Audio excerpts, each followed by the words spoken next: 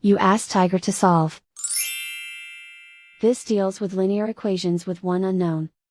The final result is n equals -7/2. Let's solve it step by step. Group all n terms on the left side of the equation. Subtract 5n from both sides. Group like terms. Group the coefficients. Convert the integer into a fraction. Combine the fractions. Combine the numerators. Group like terms. Simplify the arithmetic. Group all constants on the right side of the equation. Add 12 to both sides. Simplify the arithmetic.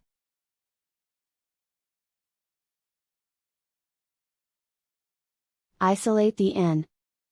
Multiply both sides by inverse fraction 7/-34. Move the negative sign from the denominator to the numerator. Group like terms. Multiply the coefficients. Simplify the arithmetic.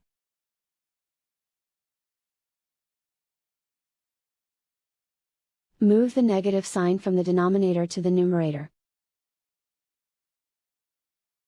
Multiply the fractions.